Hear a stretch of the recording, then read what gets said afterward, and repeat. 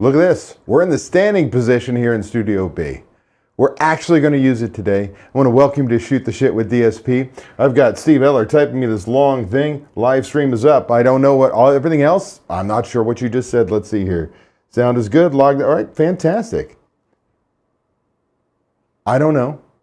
You're here for Shoot the Shit. I'm David Scott Peters. I'm here for you. We're going to go through our good mornings first. We've got a couple good mornings already. We've got good morning from Steve Eller. He is in beautiful Oregon. Talking to my daughter about maybe looking into where you guys live. You and Jenny live. Seaquake Brewing's in the house. I'm going to say that's Deja Wakefield. Good morning to you, Deja. Excited to have you, as always, because, you pump a little inspiration into me because you kick ass. That's the kind of person you are. If you are joining, let's see how we're doing here. If people are logging in as we speak. Yep, we've got people that are coming in as we speak. Do me a favor, make sure you're logged into your YouTube account or your Google account. It's synonymously the same thing. So you can participate in the chat. Because when I'm done doing my portion of teaching, which I'm really excited about today, Mary DeLeon made me, I'm going to do a little teaching. Like I'm going to bring up a spreadsheet. I'm going to show you a little menu stuff. So this is a good one for you to be at. So we're going to make sure that you say good morning. You're logged into your account. I've got Dante's in the house. What's going on, Dante? It is awesome. Good morning to you as well. It is wonderful to have you here at STS with DSP, aka Shoot the Shit with David Scott Peters. We're going to get started here in just a moment. I want to give people again an opportunity to log on. There's a bunch of you that have not said good morning yet. Say good morning. What's it hurt? Participate in the chat. Let me know you're there. Give me a little energy that I know that, well, there's somebody listening to me.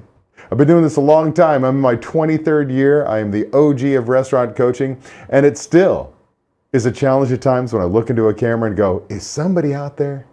Give me a little something, something. We've got Mary DeLeon is in the house. What is up? Good morning, Mary. I'm glad that you found internet. I don't know what's going on with your internet. We're going to need to talk to Cox, right? I think you're on Cox. Let's do a couple things here. We're going to switch it up over here. We've got our good morning up there. Is that not popping down now? I have to hit it again. Cancel. Why are because I changed it. Because it's coming on channel 1. And so what I'm going to do is I'm going to hit this, bring that back down. There we go. All right, I'm going to have to remember that is something that I just made a change to. We're going to get that to work. We're switching camera angles. We're going to get started here. We've got, that is on its way. Actually, I'm going to switch back. Here we go. We've got so many things we can do. Welcome to Shoot the Shit with DSP. STS with DSP happens every Friday at 8 a.m. Pacific Time, 11 a.m. Eastern Time, live on YouTube, travel schedule permitting. We're going to invest about 30 minutes out of your day to get pumped about the upcoming weekend, get excited about crushing your goals, and finding the motivation to be the best you possible. Plus, I'll answer your burning questions. I'm David Scott Peters, creator of the Restaurant Prosperity Formula, and your coach. And as a reminder, for those of you who are logging in a little late, make sure that you're logged into your Google account, aka your YouTube account, so you can participate in the chat, because I will be checking your comments, answering your questions after I do my portion of STS with DSP. So make sure you're logged in and you participate. This is your chance to ask me questions. Let's get started. Restaurant pros, let's talk about one of the biggest fears I see holding people back. Restaurant owners just like you, changing your menu. Oh my gosh, I can't change my menu. You know that it's time. You know because costs have gone up. You know because you've seen that some of your items aren't selling quite like they used to. You know that it's time to make a change. And I'm telling you right now, your menu mix, your product mix is screaming at you. It's saying, hey man, change me. But fear, oh my gosh, fear creeps in. I see it week after week after week, working with independent restaurant owners just like you. Oh, if I make this change, what if my customers get upset? What if sales drop? Oh my gosh, what if I make the wrong move? And that fear stops you dead in your tracks, which means you lose money month after month, week after week, day after day, because you're not willing to make the change, because fear has gripped you. And I literally see this on one-on-one coaching calls over and over and over again. Today, I'm going to walk you through how to read your menu mix. I'm going to teach you a little menu engineering magic that, well, it's going to help you crush that fear. It's going to help you make smart, profitable changes that move your restaurant forward. You understand that your menu is the heart of your business. And often when I work with people on their menus, they get upset with me. Like, really upset with me. Why? Because I'm kicking your baby. Your menu is your restaurant. So when I tell you your menu sucks, when I tell you the layout's wrong, when I tell you that the descriptions are awful, when I tell you that you've got to drop Aunt Louise's meatloaf because nobody's frickin' buying it, but your heart wants to keep it, you get upset with me. But here's the deal. I'm making decisions based off numbers. I'm making off decisions based off what your customers are telling me, not what your emotional state is, not your fear, because it's black and white to me. I don't see the regular that sits at table 22 every Thursday and orders the one dish that they're the only one who buys it. I'm not there to take arrows when I take the most popular dish off because it's crushing you in labor. I get that. But ultimately, if we lost customers, but you became more profitable, would you make the change? If you lost customers, right? The ego need of seeing guests walking in your door. If we see that we reduce the number of people walking the door, but you make more money, would you make the change? Now, logically, we'd all say, of course, David, I'll make the change. I'm going to make more money. That's what I opened the business to make money, to have freedom. And a part of that financial freedom and freedom to not be there is I got to pay for managers. I got to pay my bills. I got to feel comfortable things are happening my way when I'm not there. Of course, I would make the change to the menu if it meant I was going to be more profitable. And my answer to most of you is bullshit. You think you're prepared for the change. But when I work with you and I show you what you've got to get rid of, and you start defending the change not to happen. But you don't understand, David, that's a popular dish back in 1992. But it's not now. You don't understand, David, I brought that on because I want to create variety. You're slowing down your kitchen. You're increasing your food cost. You're putting out an inconsistent product, pissing off your guest. But you don't understand, David, over the years, we added this and we added this, we added this, we added this. How can I take things away? Customers are going to tell you what they're buying and what they're not. And ultimately, if some of those people who come in once every 6 months says, hey, where's this item? That's not who I cater to. That's not going to affect my life. I've got to take care of the guests that come in over and over and over and over and over again and be great at that. So we'll talk a little bit about how many menu items we might have, how to review our data, how we overcome the fear of making change. And ultimately, I want to be very, very clear. What if we make a wrong change? What if it's a bad change? We're not talking about profitability. We're just talking about guests and going, oh my God, they come outside your restaurant with pitchforks and torches, and they're like, oh, we want our onion straws. We want our onion straws. Put it back on the frickin' menu.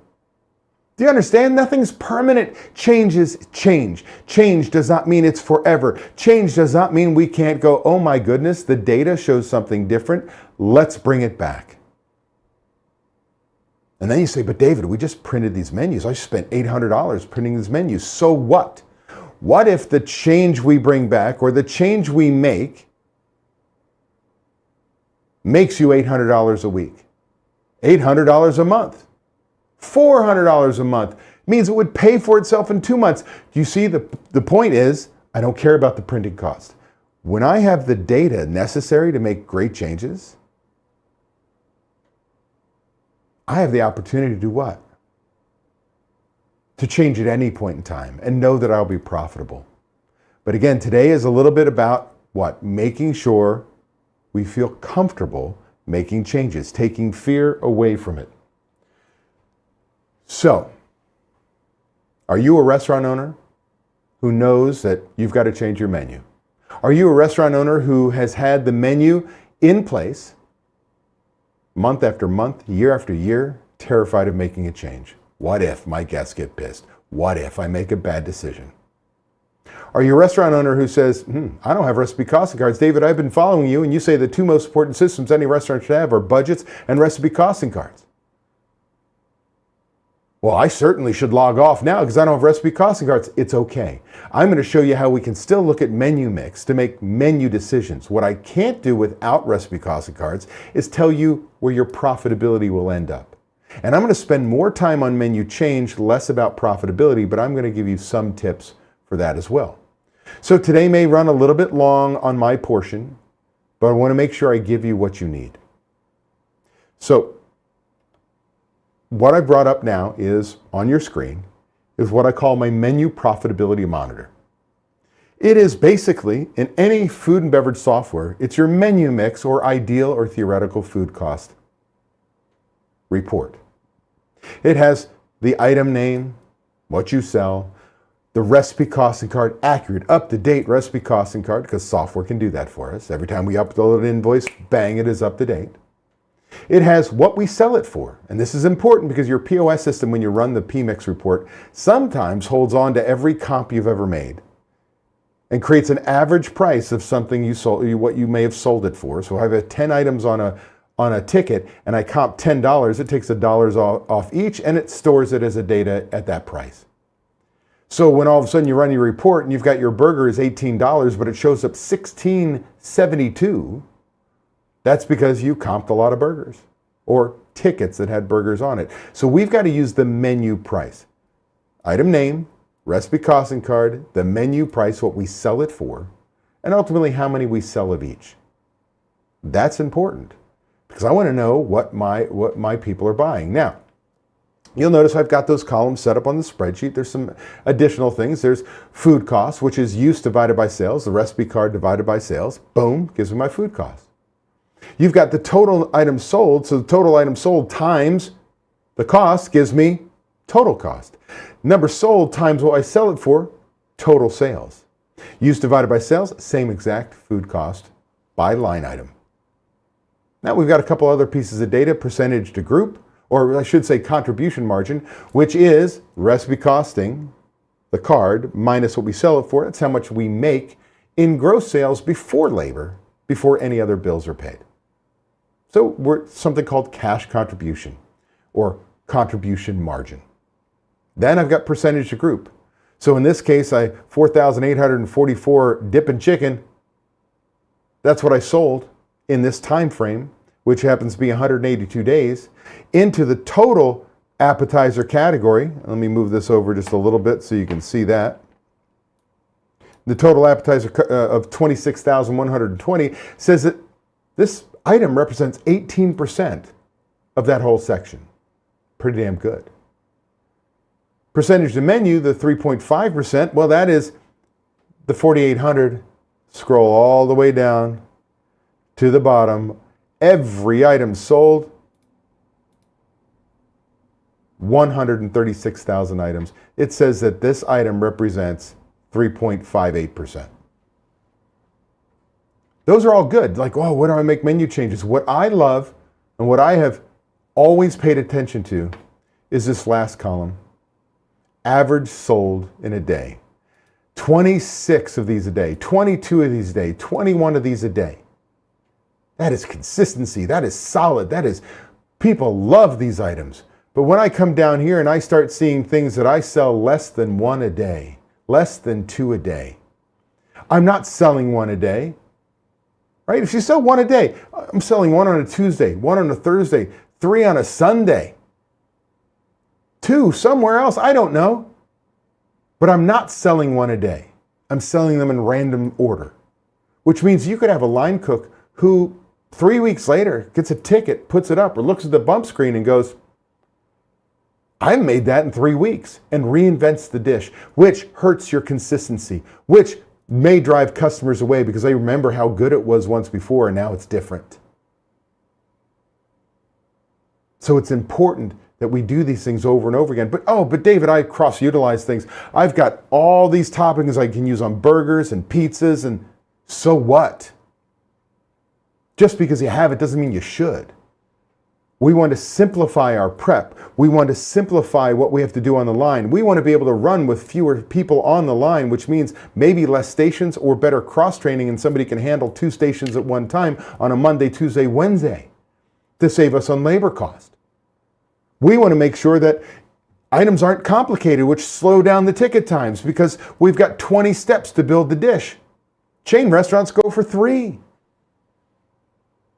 So much happens with your menu.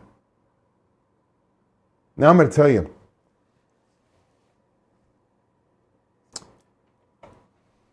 this has come up because this week has been pretty tremendous in talking with multiple members, group coaching calls, one-on-one calls, and our live help desk. Menu has come up. I've worked with members who have had legacy restaurants that over the years have built their menu to be huge, 70 plus items, and none of them sell more than 10 a day. There's not one stellar item that people are like, it's to die for. Why? Because the menu is so huge that it's just kind of evenly selling, which means it is harder to make the change. Fear is even stronger for an owner like that. Because what do you get rid of? I've talked to members who have fine dining restaurants this week that are fearful of making changes but haven't changed the menu in 2 years, and they've got a great chef on the team that could make changes. And I said, that menu should be changing on a quarterly basis. You're fine dining. You've got a chef. We've got to take advantage of products that are in season. In-season products are cheaper. In-season products are fresher. In-season products taste better. I can actually reduce my cost of goods sold, the products that I use that are fresh, increase the guest satisfaction, increase the value, perceived value of that dish, sell it for more, and make more money, and let my culinary team have some flexibility to enjoy what they're doing. So much happens with your menu. But fear stops us from making the changes we need to. So as we look at this, I'm going to review a couple things here. One of the things that I like to do is I like to sort quantity sold, what I sell the most of, to the least. That way I can see what my home runs are. I can see what my losers are and make a decision at some point in time, do they need to change? Now, if we go down the menu engineering path, I can look at the cost of each recipe, but more importantly, I can look at my cost of goods sold. And you're going to see here that I've got cost of goods sold in this example restaurant of 16% all the way up to 32%. How can you do that? Well, it's a mathematical term called a weighted average. We don't try and hit a X% food cost by costing everything out at that same number, that percentage. We have things that we make have 10% cost of goods sold, Hindcat French fries, and we might have an anchor appetizer out of a box into a from freezer into the fryer. We sell very few of them, and they're 38% food cost, but the cash contribution is great. That's why we look at the contribution margin. Am I making enough money when I sell it? Because sometimes I see people who are selling things and the contribution margin is like $2. Why do I even want to sell it? $4. Why do I even want to sell it? See, what pays your bills, cash or profits? See, we often focus on profitability, but we've also got to look at cash. But in this example, what I really want to pay attention to is the number of items sold. See, when you look at your menu mix, whether it's in software, whether it's in my menu profitability monitor spreadsheet that I'm sharing with you right now visually, whether it's your own spreadsheet, I need to know how many I sell a day. Because when I have real winners, 26, 21, 18 a day, that is a phenomenal item. It means my cooks make it over and over and over again. They don't even have to think twice. Their hands move without thinking, and the guest gets the same damn experience, the same damn dish every single time. But when I come down here and we sit there and say, I've got this poutine that sells 1.8 a day, the argument is, David, I've got the gravy for something else. David, I got cheese for something else. David, I've got French fries. Why shouldn't I put it on the menu? Because nobody wants it. Because it's now one more thing that your cooks have to remember how to do. And when they don't put it out that often, it comes out inconsistent. You upset your guest. You might even put in too much of each of the products and lose money. You get the picture? So it's not always because I have the ingredients. But when we look down this, we sit there and say, how many menu items are there? Holy crap, this is a big menu. What if I could simplify? Now, let me show you another couple things that I look for. If I look at my total cost in column H, that's what? Number of items sold times the accurate up-to-date recipe costing cards. You'll see that I'm going to use $81,625 in product.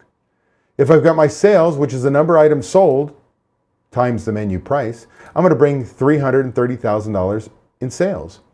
Use divided by sales says this section, this appetizer section, will have a 24.67% food cost.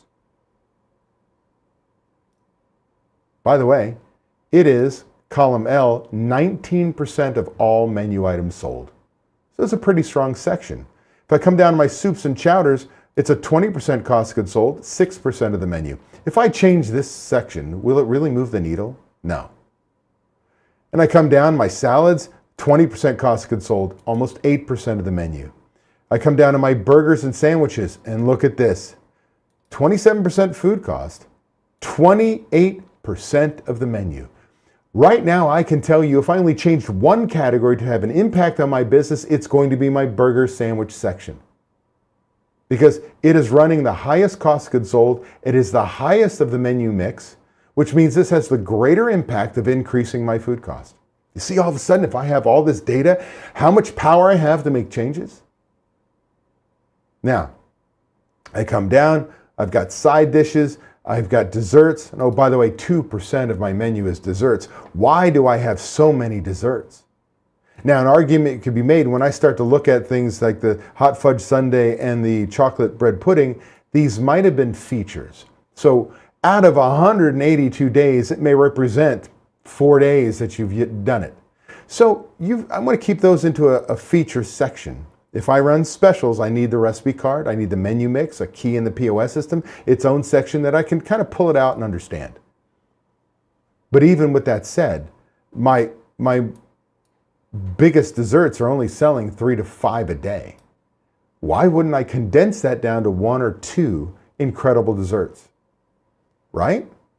Why make all these other things? Prep, hours, servers who break the pie and go, oh, what are you going to do with that? And eat it because you couldn't serve it to a guest. No, I don't want that. I've got my kids menu. I couldn't care less about a kids menu. I don't care if you're losing money on a kids menu. If that kid comes in because they drove the parents in and they're buying food for everybody, God bless, I want them. I want them in my restaurant. So now, when I look at this, my grand total is I will have used $429,000 in product if I had no waste, no theft, no spoilage, perfect restaurant, which does not exist. This is your ideal cost. Follow recipes perfectly and not going to happen. Use divided by sales is $1,709,000. Says food costs of 25%. This is powerful. Because when we do your budget, remember 2 most important things, budgets, recipe costing cards. When we do your budget, we find out where your food cost should be. We know what this target should be. A rock star kitchen manager or chef will run 2 points, 1.5 to 2 points above this number. If your kitchen team is hitting 25%, 0.10 ideal cost, they're hitting that in your actual cost, which is beginning inventory plus purchases minus ending gives me use divided by sales. Your recipe cards are wrong. They were padded. They're bullshit. You will never hit your ideal cost of goods sold. It's theory. If you ran perfectly, you will never run perfectly. We don't have robots. So a rockstar kitchen manager chef is 2 points above ideal. You know, a typical restaurant runs 7 to 9 points above ideal. They would run 32 to 34% food costs. Oh, there's that national average, 34%, which is wrong. You don't want to be average, but number two, that means most of your kitchens, it's not your menu, it's how you portion, it's how you prep, it's how you run the line, it's how you manage theft, waste, spoilage, it's how you order and run your kitchen. A good kitchen manager or chef will be 3 to 4 points above that, working towards 2. See the power we have to measure, is my kitchen doing a good job? Is my chef doing a good job? Am I pricing properly instead of everything being the same thing? With this data, we can make huge changes. Remember the 28% are burgers. I'm gonna come down here. I have created a section here, not a part of the spreadsheet. I do this on my own. It keeps the original data. Let's go change 3 things. 3 things in our biggest section. So I'm gonna come up here to my burgers, and I'm gonna take my number 1 selling burger, and I'm gonna raise the price on this by $1. So, let me go backwards. So it's going to go to $16.99. And I would dare say today, we'd beat $18. I'm going to change this $1, top 3 items, I'm going to raise the price by $1.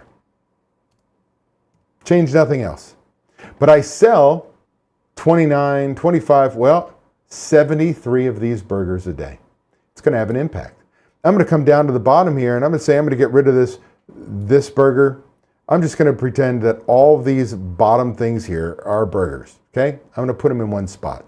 But in this case, there's 116 items. So when I get rid of an item, I don't get rid of the customer, I get rid of the item. So I've got to add 116 to somewhere, and I'm going to say that they're going to go up to, well, let's just do math.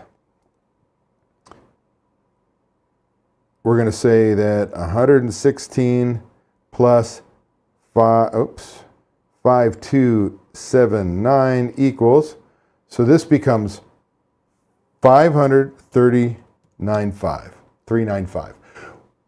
I might break that up and say if I had a tuna salad and a salmon salad, I got rid of the tuna, where would they go? Salmon, right?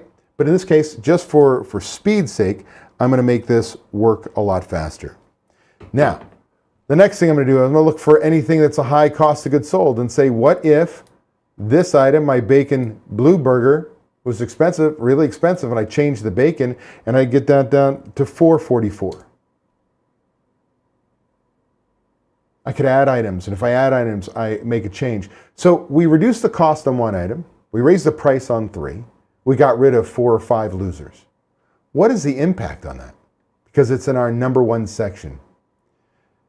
Those small changes reduce our food costs by 0.3%. Now, it may not seem like a lot, but the contribution margin, would have made this restaurant over 182 days another $15,500. Do you see the power of what menu engineering can do for you? It's huge. Huge. Now, with the numbers, I can make decisions. With the numbers, I can make decisions on what I do with my menu, not just based on my gut and how I feel about it, but what my customers are telling me. If I don't have the recipe costing cards, I have the opportunity to look at menu mix and make the changes and reduce my menu, simplify it, make it better. Do you have to wait for recipe costing cards? No. But the problem is, without recipe costing cards, you could hurt your profitability. The changes you could make could harm you. But it's certainly going to save you on labor. It's certainly going to increase your sales because it's consistent. Don't wait for perfect. Progress. Perfect is the enemy of progress. Do it. Do it. You've been doing it wrong this whole time anyway. Continue. But start to use your data to make some better decisions. Then give me recipe costing cards. Then we can make huge power. We can talk about menu engineering and what we merchandise, whether it's a box, it's a picture, whether it's 5 items side by side, 10 items, first, second, last will outsell anything else. If I box it, it'll outsell the first, second, last. If I put a picture on it, it'll outsell them all. If I put a picture on it and a box, I'm going to blow it out of the water. I can influence what my guests actually purchase with menu engineering techniques.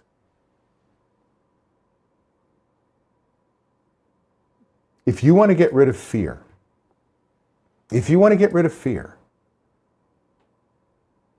of changing your menu, you've got to use the data.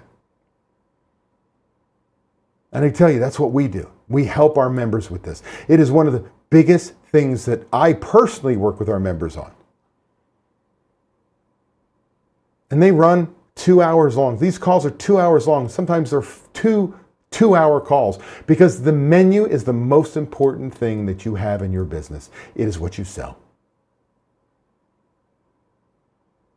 So you need to start to gather your data, put yourself in a position that you can make change. Now, before I go any further and we answer your questions, I do want to share one thing with you. And it is something that I'm doing I've never done before. I'm opening up a flash sale for one-on-one coaching with me. Normally, the only way you can have one-on-one opportunity with me is to be a part of one of my coaching programs. But I understand for some of you, that investment scares you. What if I suck? What if you waste your time and money? What if it's just too expensive? I don't want to keep paying month after month after month. Whatever your fear is. Because the reality is, if you join and become a member, we're going to change your world. You are, if you take action. So for those of you who might be in a situation where you're not ready to deep dive in a group coaching program, for the first time ever, I am opening up my calendar for you. I'm doing a flash sale. Let me show you what I've got here. We're going to go here.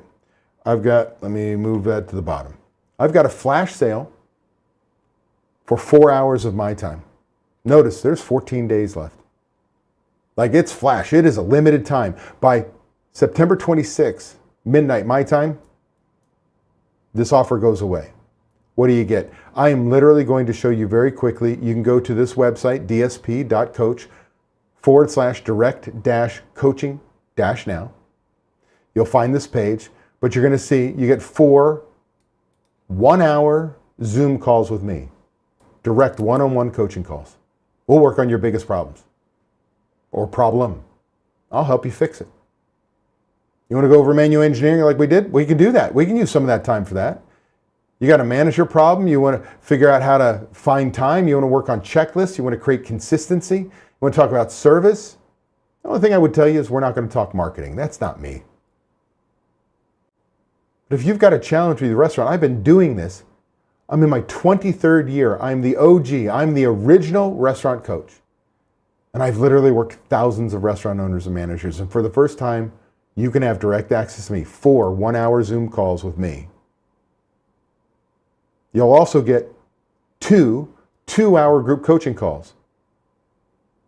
Same format that my members have, that other restaurant owners can share their challenges and you can help them and they can help you. And you get direct access to me. The same thing that my members get, that you're not alone. Plus, you get a 30-minute free strategy session with Ryan James, our solutions coach. He'll be on the group calls with me so that you can make sure your plan of attack after working with me is on pace. Now, you've got to not only react and purchase by September 26th, midnight, you also have to use those calls by the last day of November 2025. Why? Because if you want to make change, you have to use them. I'm not going to have these out there for 20 years and, randomly I'm going to talk to you once a year. You are not going to get any progress. You need to be committed to make change. So we're going to put you on a path, and in the next couple months, you're going to make those changes. And as a bonus, guess what? I'm going to give you access to the replay of my 2-day seminar that's in Vegas. It's coming up here in December. You're going to be getting emails from me if you're in my list that, hey, come see me live. I'd still tell you to come see me live. But I'm going to give you direct access right now. So when we have a call, I can send you to the lesson. I can send you to the Google spreadsheets, the Google Sheets that we provide as a bonus to all the workshop attendees, which is the majority of the sheets that my members use to run the restaurants like rock stars. So you can learn all about it by going to that website and coming down here and clicking on this Claim Your Spot. If you're somebody who's not interested in membership right now, you need help right now, this is your opportunity. There will only be 15 slots. That's it. So, go to dsp.coach/direct-coaching-now and let's talk. In the meantime, that concludes my portion of STS with DSP. And we're going to grab our stuff. Yes, you can still hear me because I'm literally just going to walk right over here and get to our normal position for Shoot the Shit. We've got it going now. So let's see what we've got here. Hey, Josh Copel is in the house. That is fantastic. Now, I screwed up and I changed my vMix that won't go down. So I've got to figure out how I'm going to do that. I think if I do this, nope. So it's going to live there. Josh Copel's name is going to live there. I'm going to have to decide whether I want to use that anymore. Does anybody have any questions? And Josh says, handsome and brilliant, a double threat guy. Oh my goodness, you're killing me. So what I'm going to do is I'm going to go back up here. I'll be right back. Now it's time for your questions. I want to hit this button the second time. What do? I click on that. There we go. All right. I will figure that out. I've got the ability to get this done. Do you have a question? Do you have a comment? How are we doing on time? We are a little over. No questions? There's a bunch of you still on here? Yes, no? Okay. There's a delay, so I'm just giving you an opportunity to type the question. I'm going to say we went over anyway. So do know that I appreciate each and every one of you. I hope this lesson helped you calm your fears about changing your menu. Because your menu is your baby. It's your restaurant. It's what drives your sales. It's what pays your bills. And if you don't make change, if you always do what you always did, you always get what you always got. So if your food cost is high, your labor cost is high, your sales are low, start with your menu. I'll see you next week on Shoot the Shit with DSP. I appreciate each and every one of you. And I'll fix that so channel 1 doesn't stay up each time I click the button. Thanks everybody. Peace.